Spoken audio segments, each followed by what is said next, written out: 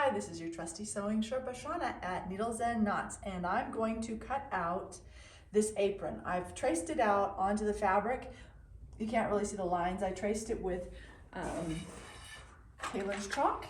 You can also do it with pencil or whatever. This theoretically comes out of the fabric, and what is good about it is that it goes really smoothly along the fabric and it doesn't cause any jagged lines. But today I'm going to show you real quick these different options for cutting out. So my favorite tool is a rotary cutter.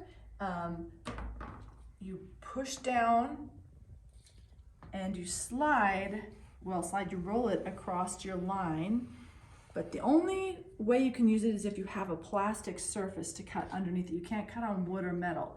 So while this is my favorite tool to use when I'm cutting in this studio, shears actually trump it if I've only got one tool that I can keep. Because these ones, you can do a lot more with these. You can get into tight corners, you can notch things. These are, you can clip your threads at the sewing machine. These are Kai's, and I really like my Kai's. I keep them nice and sharp by getting a little oil off my nose, rubbing it along the blade carefully. Get a little behind here, and if I do that before I start cutting, I'll keep these nice and sharp for a long time.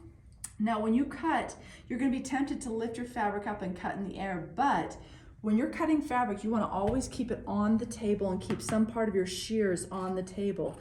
And you want to get in the habit of doing this because a lot of times you're working with fabric that shifts around, and if you lift it up, your pattern is going to come off of it, and your lines are going to get all wobbly.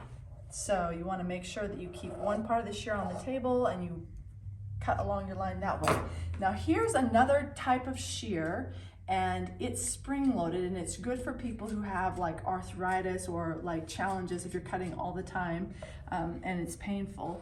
These theoretically kind of take that away because you don't have to open your hands up, you only have to close them, which is a little bit easier than opening.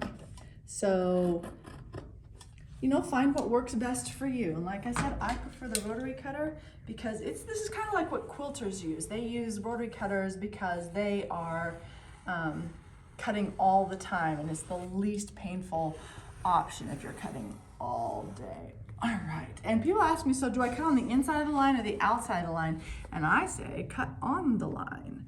And sometimes you'll be inside and sometimes you'll be outside, but hopefully you're pretty much on the line. Oops, got this kind of cut over here. Done.